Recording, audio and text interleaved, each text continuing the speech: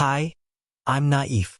In this episode, we'll turn vision into a clear scope and build a work breakdown structure that ensures the 100% rule and protects against scope creep. Most cases of scope creep start with one vague line in the scope statement. Today we'll close that gap. Let's start with the difference between product scope and project scope. Product scope defines the features and specifications of the final deliverable. Project scope covers the work required to produce that deliverable. Acceptance criteria specify how we'll measure whether the deliverable is acceptable, often through tests or metrics. Success indicators include quality, performance, and compliance, your KPIs. For example, when deploying a Unity 380 storage device, its technical specs are the product scope, while tasks like preparation, installation, testing, and migration make up the project scope. Next, let's move from vision to a scope statement. Start by linking the vision to business objectives and stakeholder requirements. Detail requirements for functions, constraints, interfaces, and security. Define clear boundaries, what's in scope and what's out of scope. Set acceptance criteria and success metrics from the start.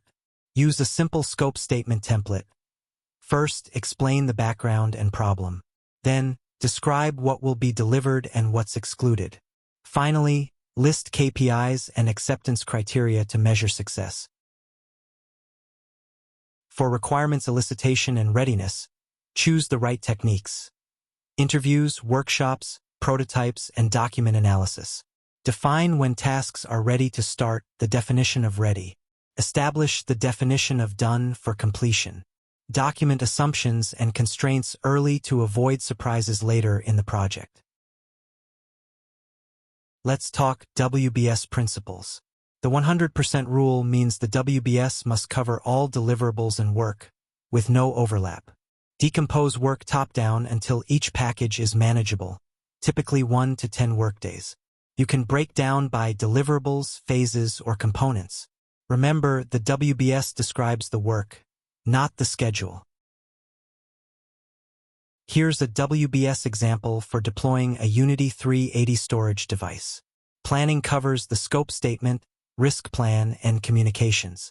Preparation includes power, network, racks, permissions, and ports. Installation and configuration handle device setup, RAID, and storage pools. Integration connects the storage to servers via ISCSI, NFS, or SMB. Migration includes planning, tests, execution, and rollback. Verification and handover cover user acceptance, documentation, training, and sign-off. The WBS dictionary details each work package. Document its description, deliverables, and acceptance criteria. Note all assumptions, constraints, and dependencies. Assign owners, resources, and time estimates. Include technical standards and reference links, like runbooks or policies. The scope baseline combines your scope statement, WBS, and WBS dictionary. For every change request, perform an impact analysis. Consider scope, time, cost, and quality. Make decisions and update plans accordingly. Keep a change log up to date and avoid gold plating. Never add unrequested extras. To prevent scope creep, always show what's in and out of scope in every document. Get early agreement on acceptance criteria. Accept changes only through formal channels, and conduct regular scope reviews with stakeholders. Here are your quick wins. Write a 2-page scope statement today. Build a 2-level WBS. Then use the 2-week scheduling template to plan. Download the provided templates and share your questions or results in the comments below.